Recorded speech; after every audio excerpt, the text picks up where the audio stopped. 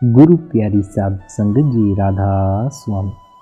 प्यारी साध संगत जी, आज हम संत मलूकदास जी के प्रसिद्ध दोहे के बारे में जानेंगे।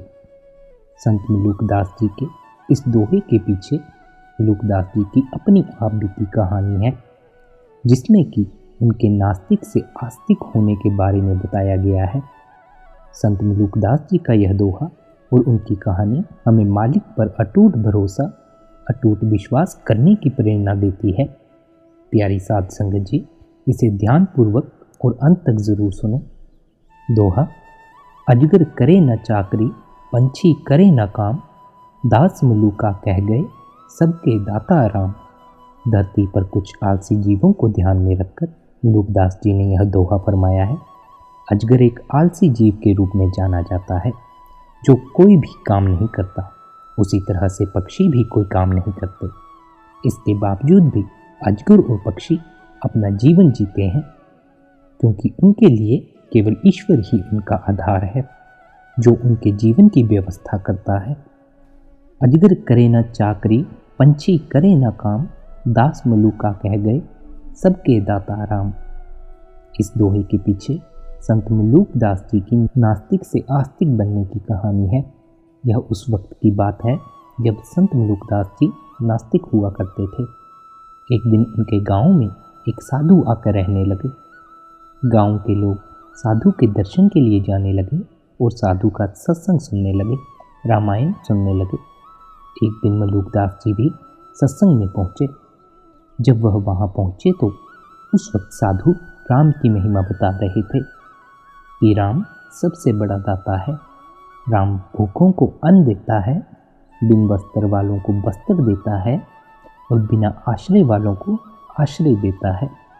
क्योंकि उस वक्त मलूकदास जी इन बातों पर विश्वास नहीं करते थे, तो उन्होंने तर्क पैदा करना शुरू कर दिया और कहा, क्षमा करें महात्मा, अगर मैं चुपचाप बैठकर राम का नाम लूँ, काम ना करूँ, तब भी क्या राम भोजन देंगे?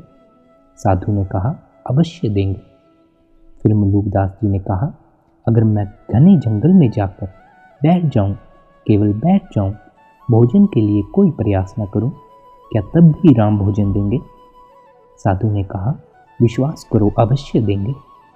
यह बात मलूकदास जी के दिल पर लग गई और गहरे घने जंगल में पहुंच गए। उन्होंने एक पेड़ देखा और उसके ऊपर चढ़कर बैठ गए।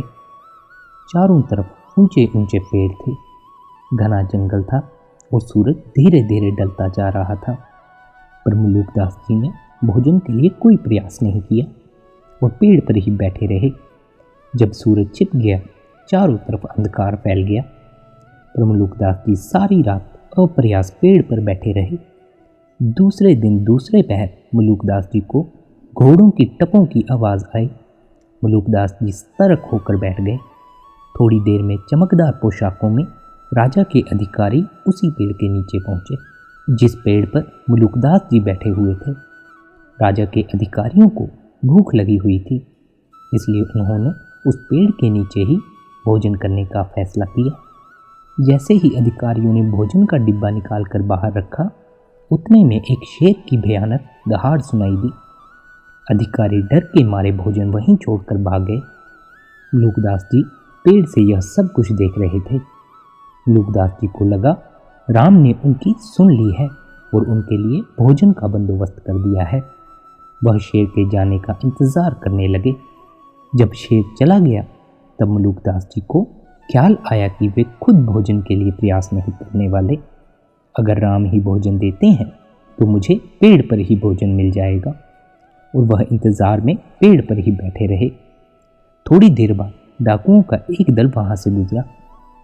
पेड़ के नीचे चमकदार बर्तनों में व्यंजनों को देखकर वे ठिठक गए। डाकुओं के सरदार ने कहा, प्रभु की लीला तो देखो, हम लोगों को भूख लगी हुई थी और इस घने वन में सुंदर डिब्बों में भोजन रखा हुआ है। आओ पहले इसे खा लेते हैं।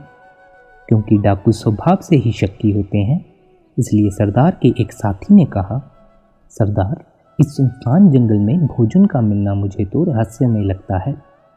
कहीं इसमें जहर ना मिलाया हो, तब तो भोजन लाने वाला भी आसपास ही छिपा होगा।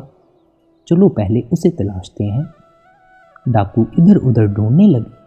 तब एक डाकू की नज़र पेड़ पर बैठे मलूकदास जी पर पड़ी।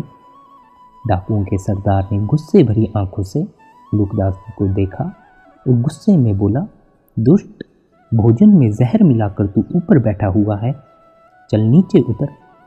सरदार की कड़कती आवाज़ सुनकर मलूकदास जी डर गए, पर उतरे नहीं और ऊपर से ही बोले, बेवजह दोष क्यों देते हो, भोजन में जहर नहीं है, खा लो। सरदार के एक साथी ने कहा, यह झूठ बोल रहा है, सबसे पहले पेड़ पर चढ़कर इसे भोजन कराओ, फिर हमें सच और झूठ का पता चल जाएगा। डाकुओं ने भोजन का डिब्बा उठाया और पेड़ पर चढ़ गए। फिर मलूकदास जी को चाकू दिखाकर भोजन करने के लिए विवश कर दिया।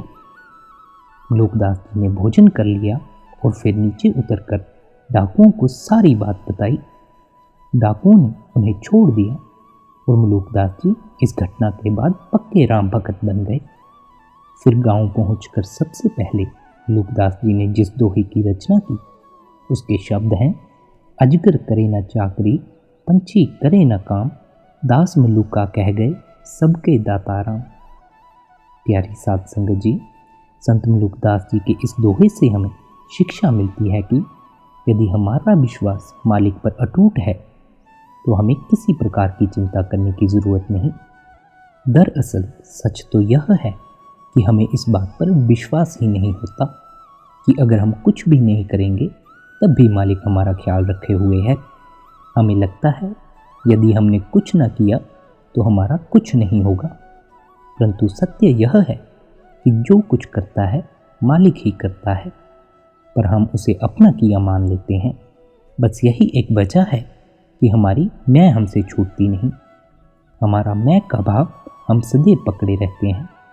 केवल मालिक पर सच्चा भरोसा, सच्चा विश्वास ही हमें होमे और मैं के भाव से छुटकारा दिला सकता है। इसलिए हमें मालिक पर सच्चा भरोसा, सच्चा विश्वास कायम करना है ताकि हम मैं भाव से छुटकारा पाकर मालिक के भाने, मालिक की रज़ा में रह सकें। प्यारी साध संगत जी, शब्द धुन सत्संग की ओर से सभी सत्संगियों को शब्द धुन से लिप जोड़ने की विनती की जाती है ताकि आप सभी का भरोसा उस मालिक पर, उस राम पर मलूकदास जी की तरह अटूट हो सके। और संत मलूकदास जी के इस दोहे की तरह अक्सर बाबा जी को भी हमने सत्संगों में फरमाते सुना है, सबका दाता राम है, दूजा को नाही। राधा स्वामी जी।